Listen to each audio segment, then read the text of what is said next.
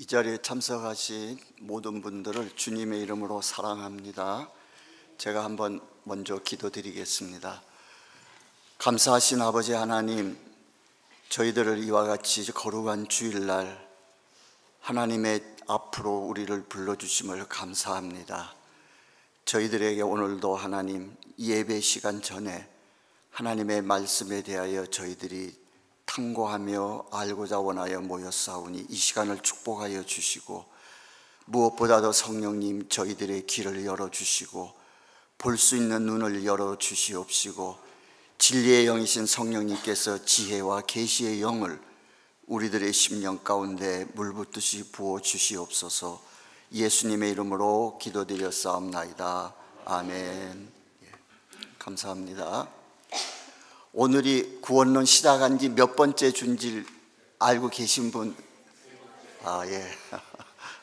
한 열 몇 번째 정도 됐을 때 오늘이 몇 번째입니까 하고 한번 질문을 던져보고 싶어요. 오늘이 세 번째. 그거조차도 기억 못 하시는 분이 벌써 계실지도 모르겠습니다. 오늘은 셋째 시간입니다. 우리가 1월 19일 주일부터 구원에 대한 문제를 우리가 집중적으로 한번 살펴보는 시간을 좀 갖고 있습니다.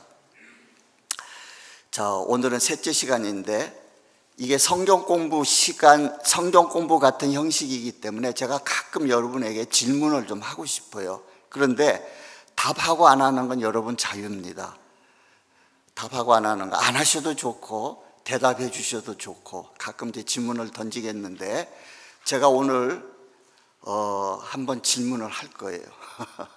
자, 여러분, 만약에 우리가 이스라엘 사람 유대인에게, 구약을 믿는 유대인들에게 질문을 이렇게 한다면, 여러분은 구약의 인물 중에서 존경하는 사람 몇 사람을 이렇게 뽑아보시오 하면은 아마 대부분의 유대인들이 꼽는 사람이, 그 중에서 한 사람이 아브라함을 아마 뽑을 것 같아요.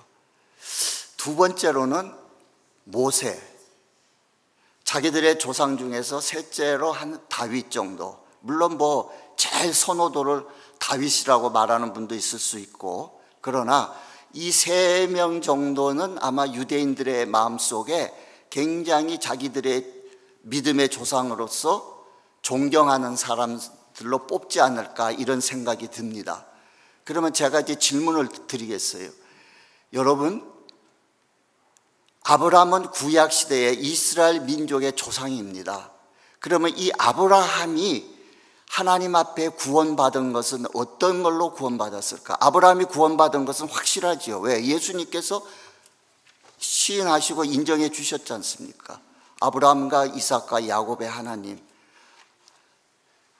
여러분, 아브라함이 구원받은 것은 첫 번째 1번, 율법으로 구원받았다.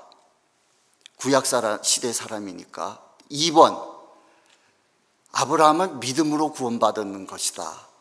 세 번째, 믿음으로 구원받고 율법을 지켜 나아감으로 인해서 구원받았다. 자, 1번으로 생각하시는 분 한번 손 들어볼까요? 아는데도 안 들으셔도 괜찮아요. 2번이라고 생각하시는 분, 믿음으로 구원받았다. 감사합니다. 몇 분이 대답해 주셨어요. 3번, 믿음으로 구원을 받고 율법을 지킴으로 그 구원을 유지할 수 있었다. 3번.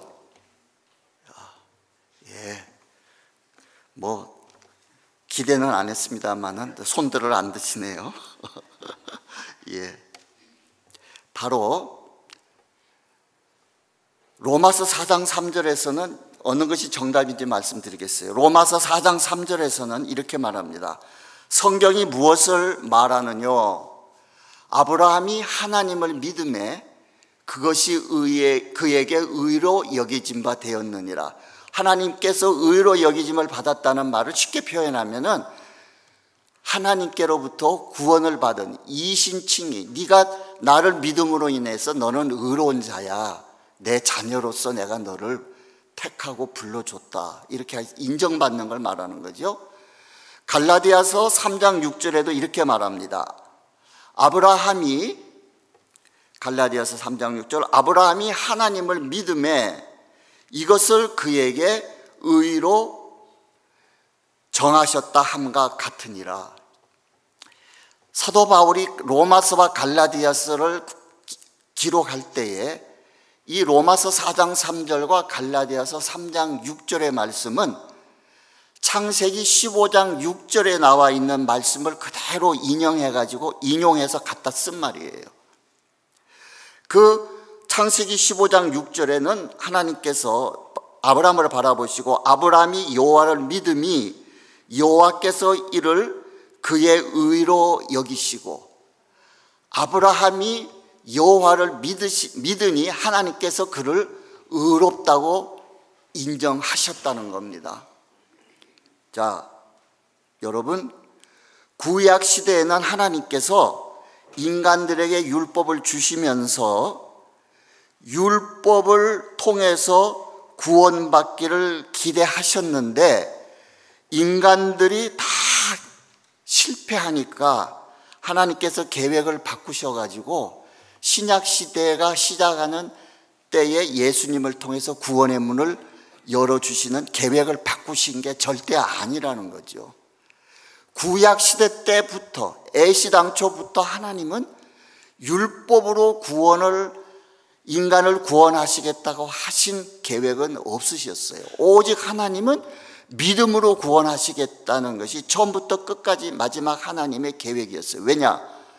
율법을 지킴으로써 구원받을 인간은 한 사람도 없다는 것을 하나님은 아셨어요. 인간 중에서 율법을 통해서 구원받을 사람은 한 명도 나올 수 없다는 사실을 우리 하나님께서는 처음부터 아셨던 겁니다. 그러면 여러분, 이렇게 말씀을 조금 더 보겠습니다. 성경 공부기 때문에 제가 성경 구절을 많이 여러분에게 이렇게 제시를 하려고 합니다. 너무 성경 구절만 자꾸 말하니까 지겹다 이렇게 생각하지 마시고 갈라디아서 2장 16절에 이렇게 말합니다. 사람이 의롭게 되는 것은 율법의 행위로 말미암음이 아니요 오직 예수 그리스도를 믿음으로 말미암는 줄 알므로 우리도 그리스도 예수를 믿나니 이는 우리가 율법의 행위로서가 아니고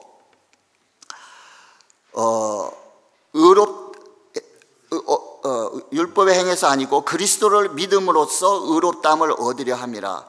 율법의 행위로서는 의롭다함을 육체가 없느니라.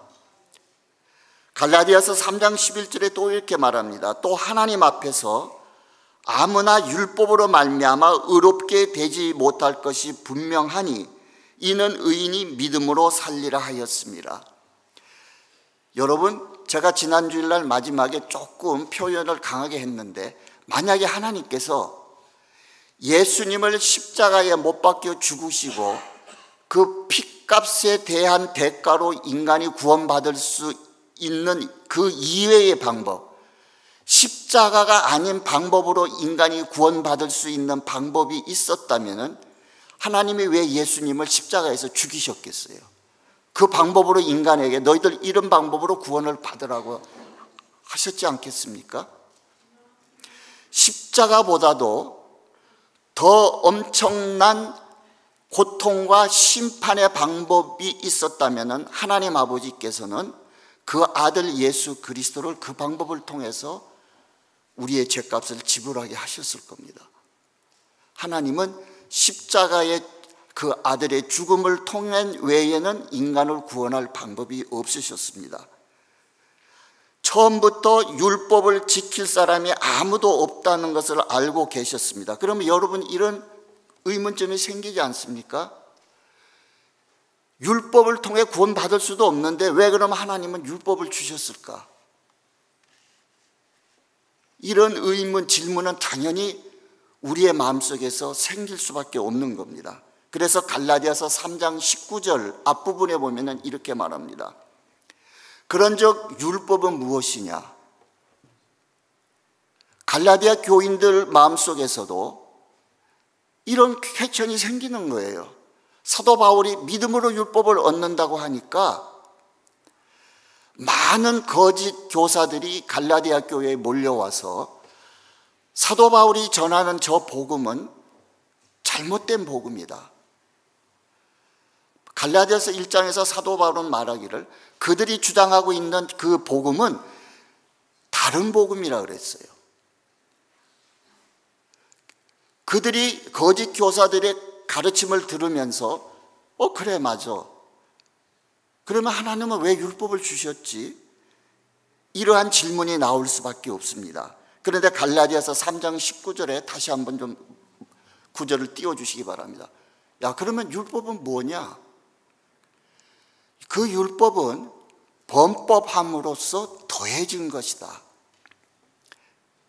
제가 오늘 범법했다는 그 내용과 더해진 것이라는 그 두 가지 내용을 대해서 율법에 대해서 설명을 좀 드리려고 했는데 도저히 시간적으로 안 될 것 같아서 오늘 더해진 것이라는 그 부분에 대해서 율법의 성격을 조금 말씀을 드리려고 합니다. 율법이 뭐냐는 것에 대한 질문에 대해서 바울은 율법은 어디에다가 무엇을 율법이라는 걸 더했다 그러셨어요. 율법은 더해진 거래요. 그러면 율법 이전에 그 이전에 뭔가 있었다는 거 아니에요? 아무것도 없는데 하나님이 거기다 더했다, 이건 말이 안 되죠. 내가 너무나도 찬 얼음물이 싫어서 뜨거운 물을 내가 더했다, 이건 말이 되지만 찬물만 부으면서 찬물을 더했다, 이건 말이 안 돼요. 바울은 분명히 율법이라는 것은 기존에 어떠한 것이 있었는데 하나님이 율법이라는 것을 갖다 플러스 시켰다 그랬어요. 그럼 여러분 이런 질문이 생길 겁니다. 율법은 무엇에다가 더해준 것일까? 율법은 무엇에다 더해준 것이냐? 시간 관계상 제가 갈라디아서 3장 18절을 읽으면 율법은 무엇에 더해진 것이라는 것에 대해서 여러분이 이해를 하실 수가 있는데, 율법은 하나님의 기존 은혜 위에다가 하나님이 더해 주셨다는 그 말입니다. 그러니까 율법이 있기 이전에도 하나님은 우리를 다스리실 때, 우리를 통치하시고 우리의 구원을 이끌어 가실 때 있어서 절대적으로 그 방법은 은혜였다는 것입니다. 아멘? 이해되세요?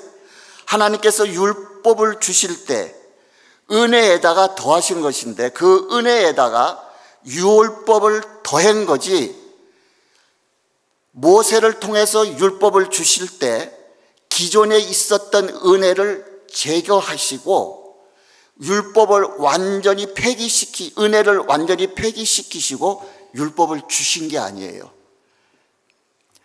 하나님이 인간에게 베풀어 주신 은혜라는 그 은혜를 그대로 두시고 거기에다가 율법을 플러스 시켜주신 거예요.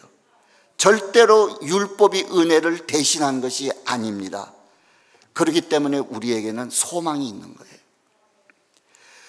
만약에 하나님께서 은혜의 약속을 폐기시키시고 완전히 은혜라는 것을 없애버리시고 인간에게 베풀어 주셨던 은혜라는 그 자체를 없애시고 지금부터는 율법에 의해서 너희들은 다스려질 것이야, 율법에 의해서 너희들은 심판되어질 것이라는 것으로 하나님께서 바꾸셨다면은 우리와 같은 모든 인류는 그때부터는 절망인 겁니다. 율법이 더해졌지만은 여전히 우리는 구약 아브라함의 시대부터 모든 인류는 은혜 아래에 있는 것입니다. 이것에 대해서 성경은 이렇게 말합니다. 출애굽기 24장 3절부터 8절까지 길기 때문에 여러분, 제가 3절 읽고 여러분이 4절을 읽고 이렇게 교독으로 한번 읽도록 하겠습니다. 이 출애굽기와 히브리서를 제가 두 군을 저희 함께 같이 읽겠는데, 이것을 보면은 과연 하나님이 율법을 주실 때는 은혜에다가 더해 준 거지 은혜를 완전히 폐기시키고 우리에게 율법을 두신 게 아니라는 것을 이해하실 겁니다. 3절을 보겠습니다. 모세가 와서 여호와의 모든 말씀과, 이게 율법을 받을 때 그 현장을 우리에게 말하고 있는 거예요.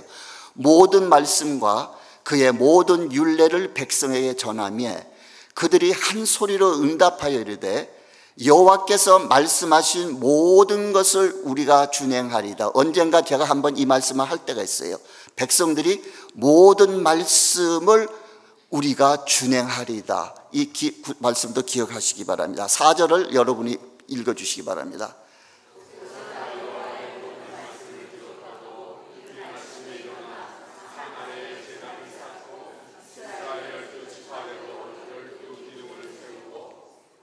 이스라엘 자손의 청년들을 보내어 여호와께 소로 번제와 화목제를 드리게 하고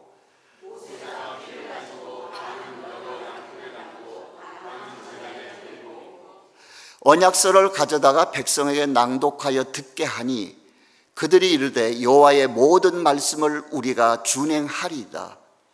모세가 그 피를 가지고 백성에게 뿌리며 이르되 이는 여호와께서 이 모든 말씀에 더하여 너희와 세우신 언약의 피니라.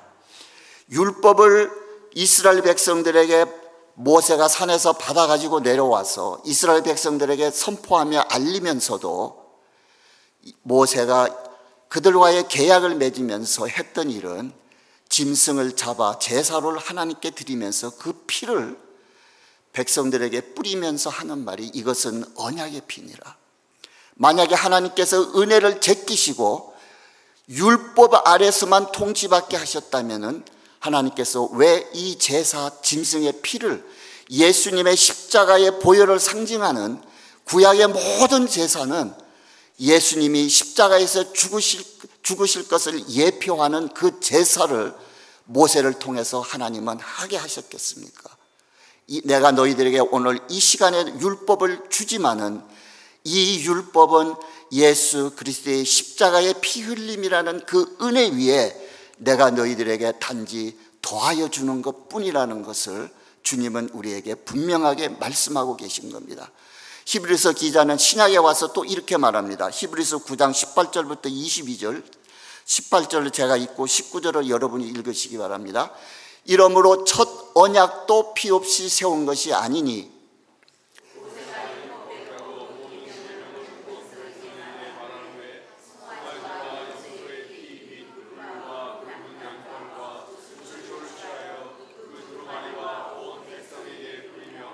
이르되 이는 하나님이 너희에게 명하신 언약의 피라 하고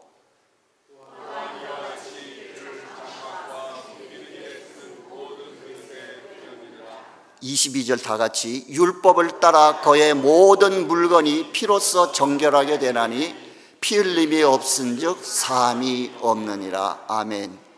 여러분, 율법은 은혜 위에 더해진 것입니다. 이 사실을 기억하시기 바랍니다. 어떤 자도 율법을 지킴으로 인해서 구원받을 수 없다는 것을 우리 하나님은 아시고 은혜를 절대로 폐기하지 아니하시고 연약한 우리들을 위하여 율법을 주실 때 그 이유가 있다는 겁니다. 오늘 그 범법함이라는 것에 대해서 말씀을 나누려고 했는데 이거는 다음 주일날 여러분에게 율법은 무엇이냐? 너희들이 범법함으로 인해서 은혜 위에 더해진 것이다. 구원을 받기 위해서 율법을 주신 하나님의 방법이 아니라는 사실을 기억하시기 바랍니다. 시간이 다 됐는데 제가 우리 찬양팀한테 부탁을 드리겠습니다. 나오셔서 우리 송경민 목사님께서 작곡 자식하신 은혜라는 찬송 부르고 바로 찬양으로 연결하도록 하겠습니다.